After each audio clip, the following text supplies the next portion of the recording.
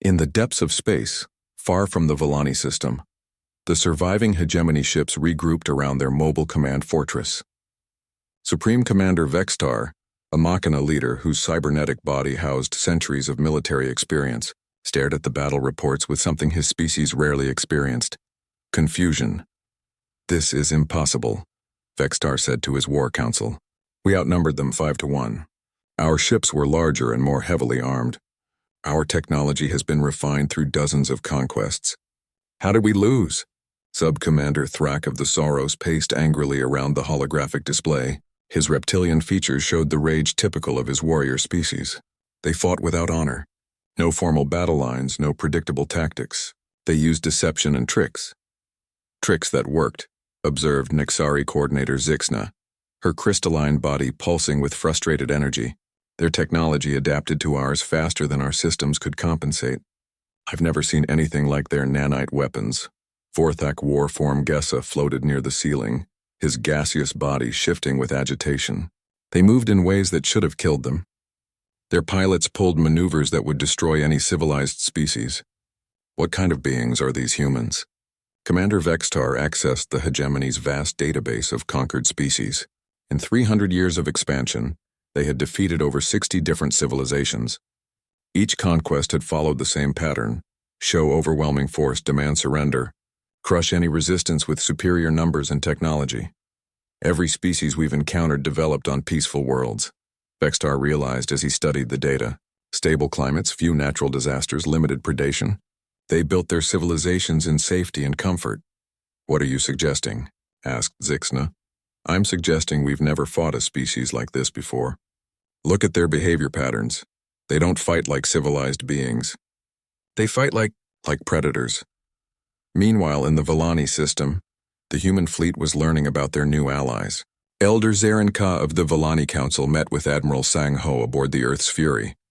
The alien leader was a graceful being made of living crystal, whose species had evolved empathic abilities that allowed them to sense emotions and intentions.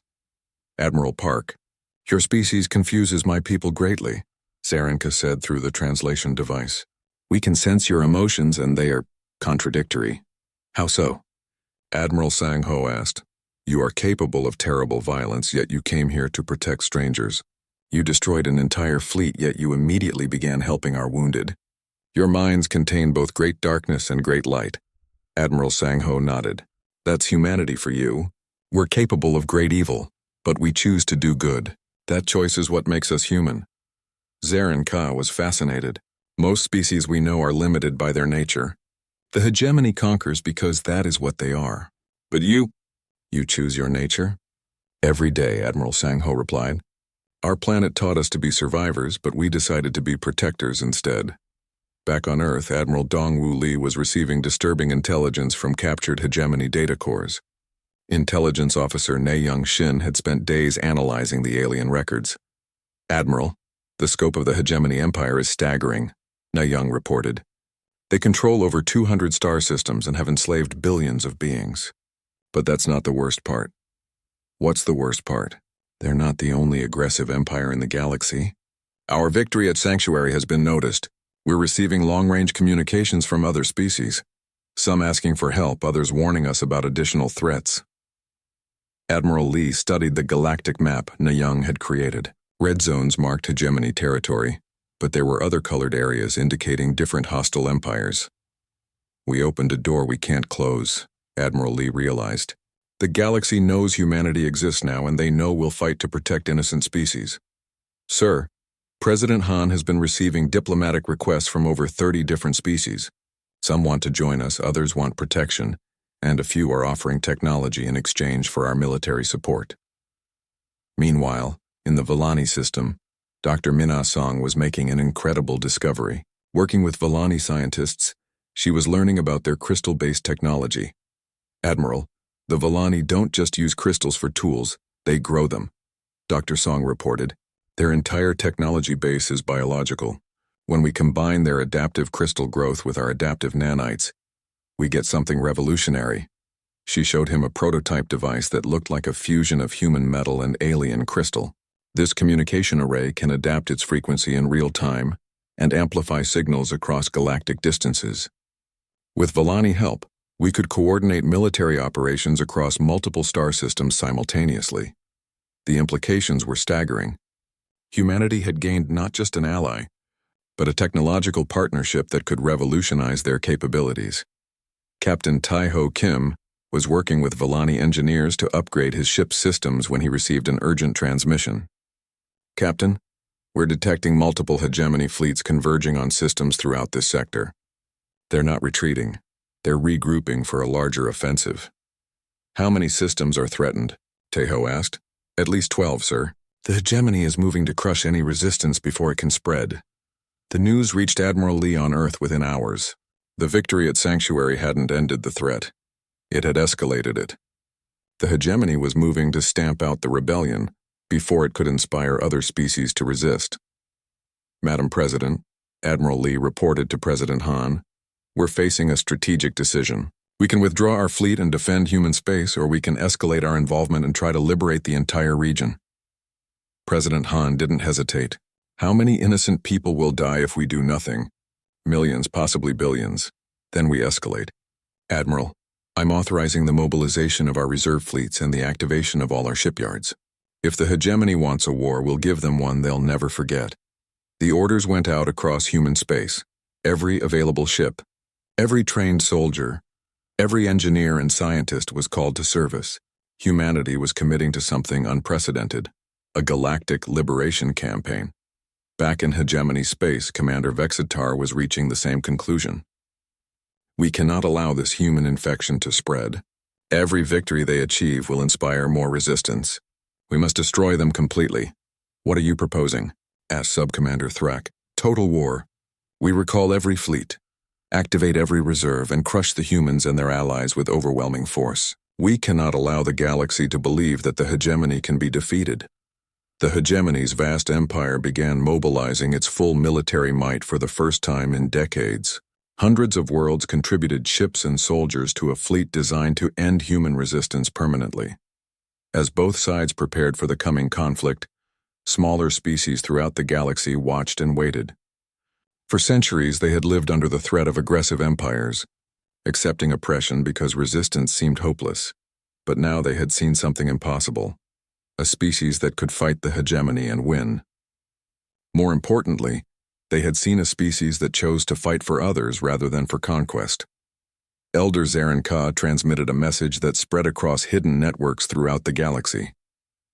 "The humans have shown us that the strong can choose to protect the weak. The age of unopposed tyranny is ending." In her final report before the escalation began, Intelligence Officer Na Young Shin wrote, "The Battle of Sanctuary has fundamentally changed galactic politics. Humanity's intervention has proven that the hegemony can be defeated, but it has also made us the primary target of every aggressive empire in the galaxy. We are now committed to a conflict that will determine the future of galactic civilization." Admiral Lee read the report and made a decision that would echo through history. "Send a message to every human ship, station, and colony. Tell them we're no longer fighting just for the Volani. We're fighting to establish a new principle in the galaxy. That genocide will not be tolerated, that the strong have a duty to protect the weak, and that humanity will be the guardian the galaxy has been waiting for." The greatest war in galactic history was about to begin, and at its center was a species that had learned to survive on the most dangerous planet in known space. The Volani homeworld of Sanctuary was dying. From orbit, the human fleet could see the scars across the planet's surface where the hegemony had been strip mining for rare metals. Massive ships hung in space like mechanical vultures, slowly consuming everything below. Admiral Sang-Ho Park studied the enemy formation from the bridge of Earth's fury. The hegemony fleet was arranged in perfect geometric patterns around the planet. Their ships were enormous and impressive, designed more to intimidate than to fight efficiently. "They're not expecting resistance," Commander Haewon Lee observed. "Look at their positioning. It's optimized for planetary bombardment, not space combat." Captain Tai-Ho Kim's voice came over the communication system from the Thunderstrike. "Admiral, I'm receiving transmissions from the planet's surface. The Volani are still alive down there, but barely. The hegemony is conducting what they call harvesting operations." "What does that mean?" Admiral Sang-Ho asked. "They're taking people, sir. Loading them onto ships. The ones they don't take." Tai-Ho's voice trailed off. Admiral Sang-ho felt the familiar cold anger that had served him well in previous battles. All ships, this is Admiral Park. The hegemony fleet has noticed our arrival. They're moving to intercept us. Remember your training, trust your equipment, and show these aliens what happens when they threaten innocent people. The hegemony response was immediate and arrogant. A massive ship, larger than anything in the human fleet, moved toward them with smaller vessels forming an escort. The alien ship broadcast a message in multiple languages, none of them human. Translation coming through, reported the communications officer. They're demanding our immediate surrender and threatening to destroy us if we interfere with their operations. Send a response, Admiral Sang-ho ordered. Tell them that humanity rejects their authority and demands they release the Villani immediately. The response from the hegemony was swift. They opened fire. What happened next would be studied in military academies across the galaxy for generations. The hegemony expected the human fleet to respond conventionally, to form battle lines and exchange fire in formal combat. Instead, the humans did something impossible. Captain Young-Soo Kim's stealth squadron, invisible to hegemony sensors, had been moving into position during the negotiations. While the alien fleet focused on the main human force, 50 stealth corvettes attacked from 6 different directions simultaneously. Shadow Squadron, this is Shadow Leader.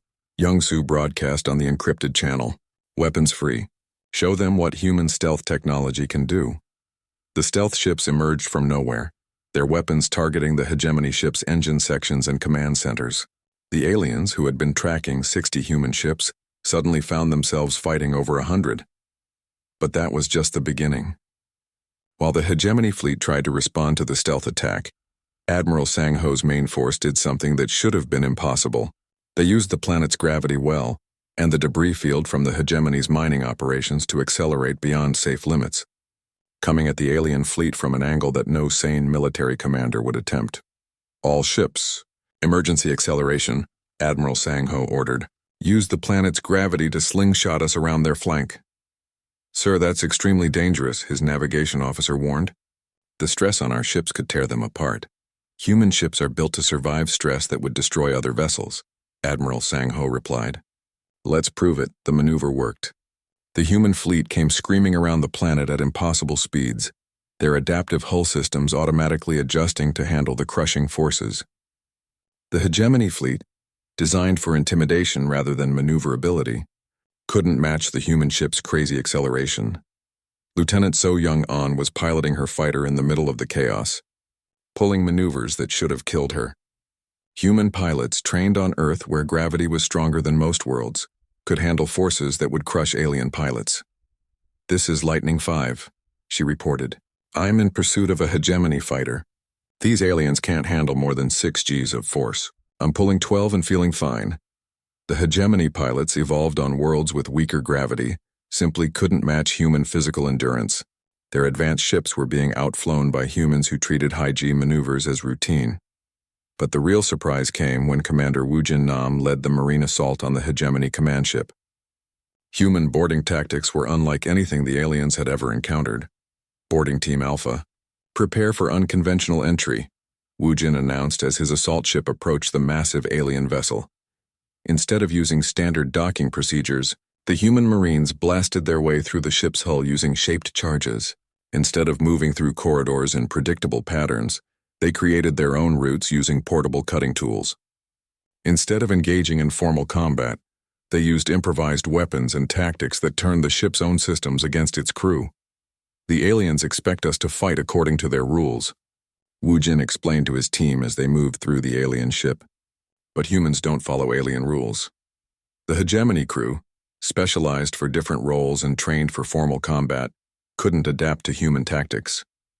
When the Marines bypassed their security systems by simply cutting through walls, when they used the ship's own lighting system to blind defenders, when they turned engineering equipment into weapons, the aliens found themselves completely outmatched. The battle's turning point came when Dr. Jae Sung Kang activated humanity's ultimate weapon, the adaptive nanites. These microscopic machines could analyze enemy technology and convert it to human control in real time. All ships, nanite deployment authorized, Admiral Sang-ho announced. Let's see how the hegemony likes fighting their own technology. The nanites, invisible to alien sensors, began infiltrating hegemony ships through hull breaches created by human weapons. Within minutes, alien ships started turning against their own fleet as their systems were taken over by human technology. "Sir, 3 enemy vessels are now under our control," reported the tactical officer on Earth's Fury. "Their weapons are targeting other hegemony ships." The psychological impact was devastating. The hegemony had never faced an enemy that could turn their own ships against them. Their confidence crumbled as they watched their technological superiority become a liability. Captain Tae-ho was monitoring Volani transmissions during the battle. "Admiral, the Volani are broadcasting from the planet. They're saying they can't believe what they're seeing. They describe it as impossible. They say the hegemony has never been defeated." "Well, they've never fought humans before," Admiral Sang-ho replied. The battle continued for 6 hours, but the outcome was clear within the first 30 minutes. The hegemony fleet, designed to intimidate peaceful species, was being systematically destroyed by humans who fought like their planet had taught them, with creativity, adaptability, and absolute ruthlessness when protecting innocents.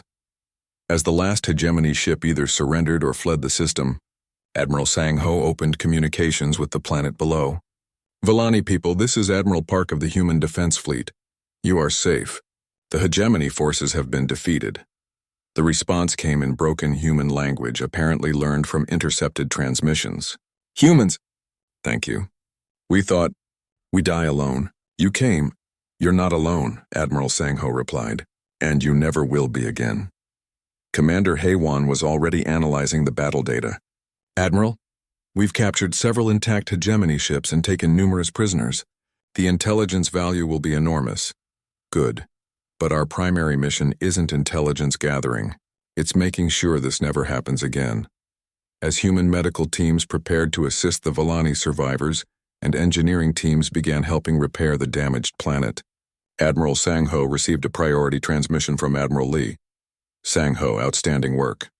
But this is just the beginning. Intelligence suggests the hegemony has dozens of conquered worlds.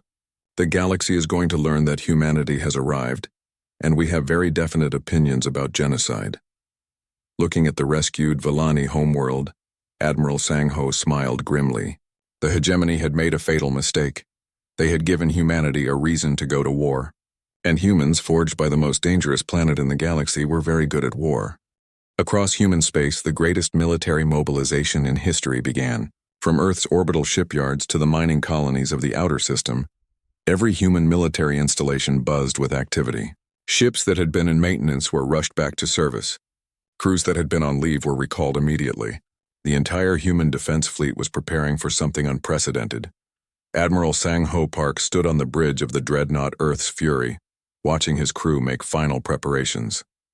The massive ship was humanity's most powerful warship, built with the lessons learned from centuries of human warfare. Unlike the sleek, elegant designs preferred by most civilizations, human ships looked brutal and functional. They were covered in armor, bristling with weapons and designed to survive damage that would destroy other vessels. "Admiral, all systems are ready," reported his executive officer. "We can depart on your orders," Sang-ho nodded. Around him, similar conversations were happening on hundreds of ships. The fleet assembling was unlike anything the galaxy had ever seen, not because of its size, but because of its design philosophy. Captain Young-soo Kim commanded the stealth corvette Shadow Hunter, one of 50 similar ships in the reconnaissance squadron. These vessels were humanity's answer to traditional space warfare, small, fast, and nearly invisible to most sensors. While other species built massive ships to intimidate their enemies, humans built ships that couldn't be found until it was too late. "Captain, the stealth systems are operating at full efficiency," his sensor operator reported. "We're practically ghosts." Young-soo smiled. "Good. Let's see how the hegemony likes fighting enemies they can't see." At Luna Command, Commander Haewon Lee was coordinating the most complex military operation ever attempted. As the fleet's tactical genius, she was responsible for turning Admiral Lee's orders into detailed battle plans. What she was planning would confuse every military strategist in the galaxy. "Traditional space warfare follows predictable patterns," she explained to her staff. "Large ships form battle lines. Exchange fire at long range and victory goes to whoever has the most firepower. But that's not how humans fight. She displayed tactical diagrams on the main screen. We're going to use guerrilla warfare in space. Hit-and-run attacks, ambushes, psychological warfare, and adaptive strategies. The hegemony expects civilized warfare. They're going to get human warfare. Her aide looked worried. Commander, won't that be seen as dishonorable? Haywan's expression hardened. Honor doesn't save lives when you're facing genocide. The Volani don't need us to fight honorably. They need us to fight effectively. In the engineering sections of the fleet, Dr. Jae Sung Kang was making final preparations for humanity's secret weapon. For years, he had been developing adaptive technology based on a simple principle. Human equipment needed to work in any environment. Against any threat, under any conditions. The nanites are ready, he reported to Admiral Lee via secure transmission. Every ship in the fleet has been equipped with adaptive systems. We can modify our weapons, shields, and engines in real time based on what we encounter. How real time? Admiral Lee asked. During combat, sir. Our ships will literally evolve during battle, becoming more effective as they learn about enemy tactics and technology. This was something no other species had developed. Most civilizations built their technology to precise specifications and didn't change it. But humans, shaped by Earth's constantly changing environment, had learned to build technology that could change itself. As the fleet prepared to depart, Intelligence Officer Bora Im was studying everything known about the hegemony. Her team had analyzed the Volani transmissions and intercepted long-range communications from the target system. I've identified the hegemony's structure, she reported to the command staff. They're an alliance of 4 species, each specialized for different roles. She displayed alien ship designs and tactical information. The Soros are reptilian warriors who handle ground combat.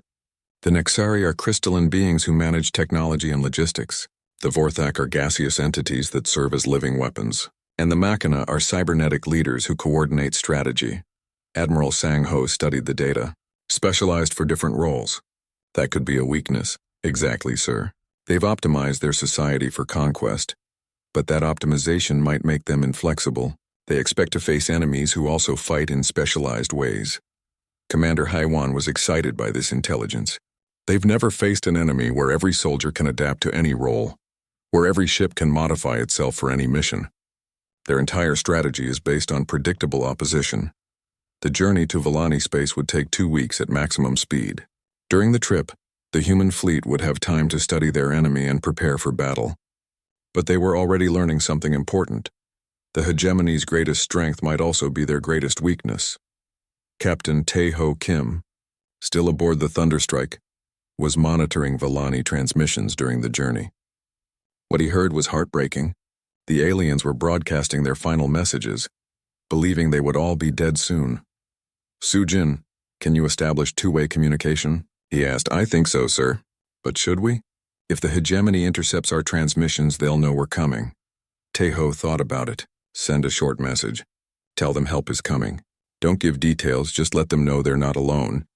The message was sent, and several hours later they received a response. The Volani's relief and gratitude came through even in the alien language. For the first time in weeks, the alien transmissions carried hope instead of despair. Sir, Sujin said with tears in her eyes, they're saying they never expected anyone to come. They thought they were going to die alone. Not on our watch, Tae-ho replied grimly. As the human fleet traveled through space, Admiral Lee received regular updates from Earth.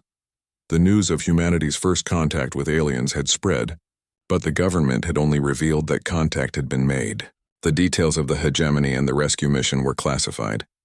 Admiral, his communications officer, reported, we're receiving good luck messages from across human space. The colonies, the mining stations, even civilian ships are sending their support. Admiral Lee was moved by this show of unity.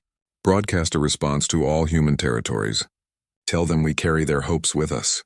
Tell them we're fighting not just for the Volani, but for the principle that genocide will not be tolerated in our galaxy. Dr. Kang was using the travel time to make final modifications to the fleet's adaptive systems. Admiral, I've been thinking about the hegemony's technology. If they've conquered dozens of species, they've probably incorporated the best technology from each conquest. That could make them very powerful, Admiral Lee replied. Or very confused, Dr. Kang said with a smile. Imagine trying to integrate dozens of different technological approaches. Their systems might be powerful, but they're probably not unified. Our adaptive technology, on the other hand, was designed from the ground up to work together. As the fleet neared Volani space, tension grew among the crews.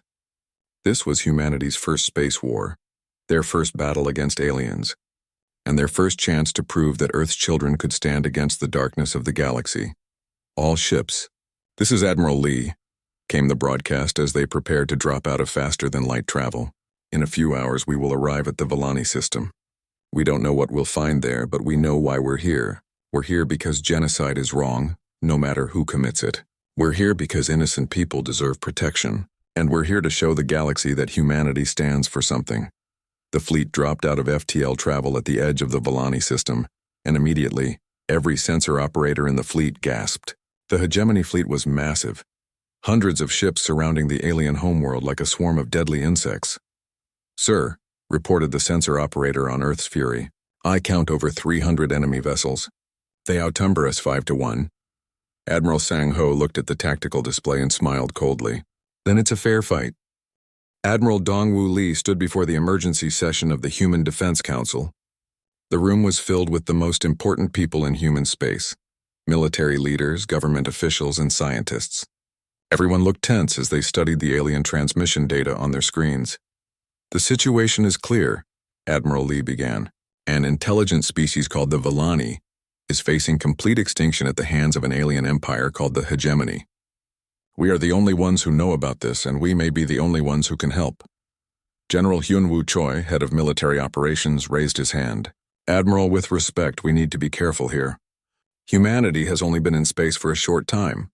We don't know anything about galactic politics or how powerful this hegemony might be. Getting involved could bring disaster to Earth." President Yoon Young-han leaned forward in her chair. "General Choi makes a valid point, but we can't ignore what we're hearing. These aliens are being wiped out." Dr. Minna Song, humanity's leading expert on alien life, stood up. She had been studying the data since it arrived. "I've been analyzing the Volani transmissions and what they tell us about the hegemony. What I've found is disturbing." She activated a holographic display showing star maps and data charts. "Based on the Volani descriptions and our long-range telescope observations, the hegemony has conquered dozens of star systems. But they don't just take over planets. They completely destroy the original ecosystems and rebuild them for their own use." "What do you mean?" asked President Han. "They strip mine entire worlds, kill or enslave the native populations, and then terraform the planets to suit their needs. It's not conquest, it's replacement. Every species they encounter either becomes extinct or becomes their property." The room fell silent as people absorbed this information. General Choi looked uncomfortable. "That's terrible, but it doesn't change the fact that we might not be strong enough to stop them." Captain Ji-Hoon Yu of the Special Operations Division requested permission to speak. He was known for his unconventional thinking and deep knowledge of military history. "I disagree with General Choi," Ji-Hoon said. "I think we're exactly the right species to stop them." "Explain," said Admiral Lee. Ji-Hoon activated his own presentation. "For the past several years I've been developing what I call the Death World Doctrine. It's based on a simple fact. Earth is one of the most dangerous planets we've discovered. Images of Earth appeared on the screen: volcanoes, hurricanes, ice ages, asteroid impacts, and deadly predators. Most planets that develop intelligent life are relatively peaceful. Stable climates, few natural disasters, limited predation. But Earth is different. Our planet has tried to kill us for millions of years." Dr. Song nodded. "Captain Yu is correct. From what we've observed, most alien species evolved in much safer environments than humans. Think about it," Ji-Hoon continued. "Humans survived ice ages that should have wiped us out. We lived through supervolcano eruptions, asteroid impacts, and climate changes that would destroy most species. We evolved alongside predators that could kill us easily, diseases that decimated our populations, and natural disasters that reshaped continents." President Han was beginning to understand. "You're saying this made us different?" "Not just different, it made us adaptable. While other species developed specialized solutions for stable environments, humans learned to survive anything. We don't just adapt to our environment, we change our environment to suit us." Admiral Lee studied the data. "What does this mean for military operations?"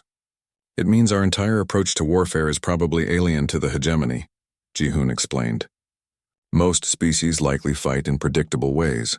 Formal battles, established tactics, conventional strategies. But humans learned to fight dirty because on Earth, fighting dirty was the only way to survive. General Choi was starting to look interested. You think our unpredictability is an advantage? I think it's our greatest weapon.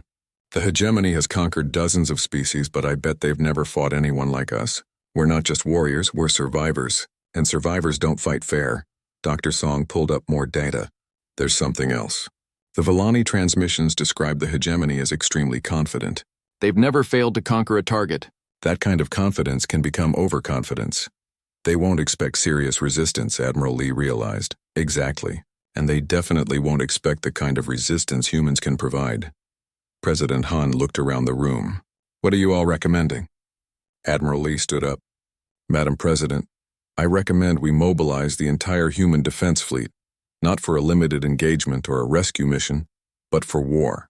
If the hegemony represents the kind of threat Dr. Song describes, then our response needs to send a clear message to the galaxy. What kind of message? Captain Yu answered. That the age of unopposed galactic bullies is over. That there's a new species in space and we don't tolerate genocide. General Choi raised a concern. What if we lose? What if the hegemony is too powerful and they come after Earth?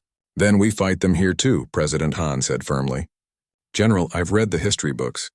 I know what happens when good people do nothing while others are exterminated. I won't let that happen on my watch. Dr. Song added more data to the discussion.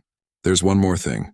The Volani describe themselves as a peaceful species with advanced technology, but limited military experience. If we can save them, they might become valuable allies.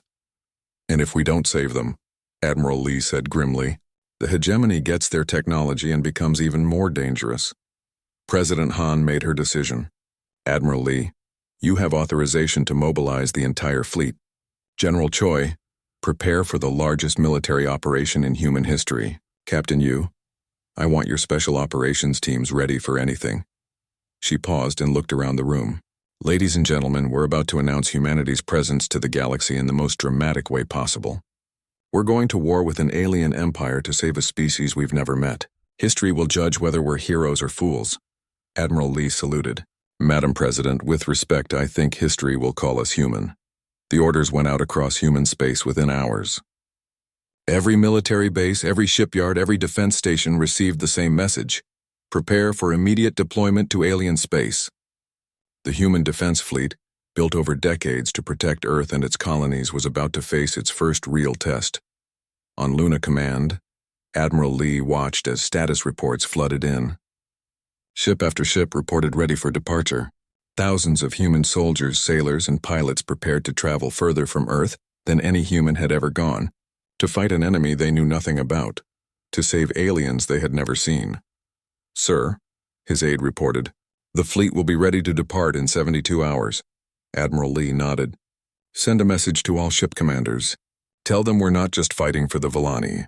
We're fighting to establish humanity's place in the galaxy.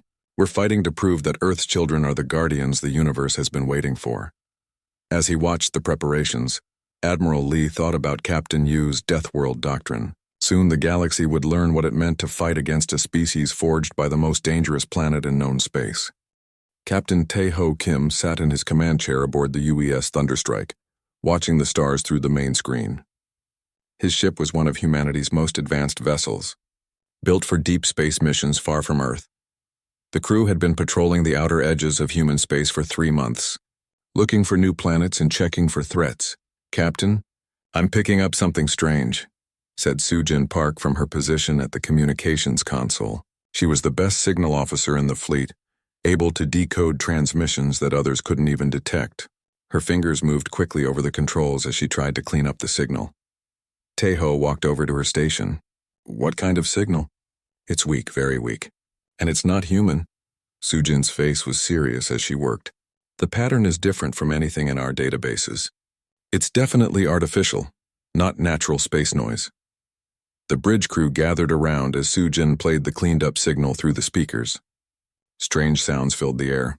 Not quite music, not quite speech, but clearly intelligent. The signal repeated every few minutes, getting weaker each time. How far away is it coming from? Tejo asked. Beyond our mapped territory, sir.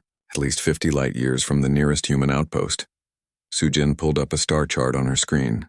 The signal is coming from this system here. We have no ships in that area. Tejo studied the chart. That region of space was marked as unexplored. No human had ever been there. Can you decode what they're saying? Sujin worked for hours while the ship continued its patrol. The other crew members took turns helping her, bringing coffee and food while she focused on the alien transmission. Slowly, patterns began to emerge. Captain, I think I've got something, Sujin said finally. Her voice was tired but excited. The signal is mathematical at its base, like they're trying to establish basic communication. Numbers, simple concepts, but there are other parts that seem more urgent. Urgent how? Like a distress call, sir. The signal keeps repeating certain sequences that feel like they're asking for help. Tejo felt a chill run down his spine. An alien species asking for help. This was what humanity had been wondering about since they first reached the stars. Were they alone in the universe? Now they had their answer, and these aliens were in trouble. Keep working on it, he ordered. I need to contact Luna Command. Tejo went to his private office and opened a secure channel to Admiral Dongwu Li at Luna Command, humanity's military headquarters orbiting Earth's moon. The transmission would take time to reach Earth, but this was too important to wait. Admiral Li, this is Captain Kim of the Thunderstrike. We've intercepted what appears to be an alien distress signal. I'm sending you all the data we've collected. While waiting for a response, Tejo returned to the bridge. Sujin had made more progress with the translation. Captain, I've decoded more of the message. They call themselves the Villani, and they're under attack. Their homeworld is being invaded by something called the Hegemony. Sujin's face was pale. Sir, from what I can understand, the Hegemony isn't just attacking them. They're destroying everything. What do you mean, destroying everything? The Villani described their cities being burned, their people being taken as slaves, their environment being poisoned. The Hegemony seems to want their planet, but they don't care about the Villani themselves. Tejo felt anger building in his chest.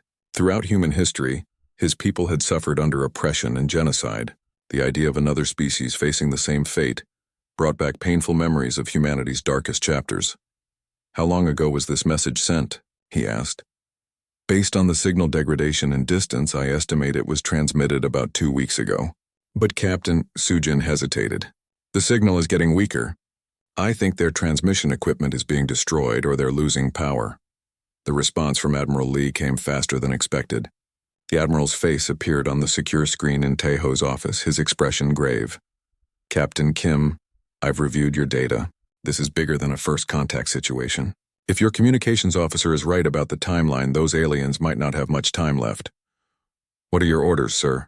Admiral Li was quiet for a moment. Continue monitoring the signal. Try to learn everything you can about the Villani and this hegemony. I'm calling an emergency session of the Defense Council. This decision is above my authority level. Tejo returned to the bridge where Sujin had managed to decode more of the alien message. What she found made everyone on the bridge go silent. The Villani are describing systematic extermination, Captain. The hegemony isn't just conquering them. They're wiping out their entire species. Men, women, children. They're taking some as workers but killing most. And they're strip mining the planet for rare metals. The bridge crew exchanged worried looks. Lieutenant Bin Park, the weapons officer, spoke up. Sir, this sounds like what happened to humans in the past. The genocides, the slavery, the resource theft. Tejo nodded grimly. That's exactly what it sounds like. Another transmission came from the Villani system, much weaker than before. Sujin quickly decoded it. Captain, this is bad. They're saying their defenses have failed. The hegemony has control of their orbital space. They're beginning what they call harvesting operations on the planet's surface. How long do they estimate before?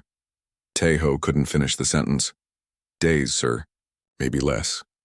Tejo stared at the star chart showing the Villani system. 50 light years away, an entire species was facing extinction, and humanity was the only one who knew about it. The weight of that knowledge felt crushing. Sir, we're receiving another transmission from Luna Command, reported the communications officer. Admiral Li's face reappeared on screen. Behind him, Tejo could see other military leaders and government officials. Captain Kim, the Defense Council has made a decision. We're mobilizing the fleet. Humanity will not stand by while another species faces genocide. Tejo felt his heart race. Sir, we're talking about an unknown alien empire. We don't know how powerful they are or how many ships they have. Admiral Lee's expression was determined. Captain, we've spent centuries asking ourselves never again after every genocide in human history. This time we have the power to actually do something about it. Prepare your ship for extended combat operations. You're about to become part of the largest military operation in human history. The transmission ended, leaving the bridge in stunned silence. Humanity was going to war with an alien empire to save a species they had never met. It was either the most noble thing they had ever done, or the most dangerous.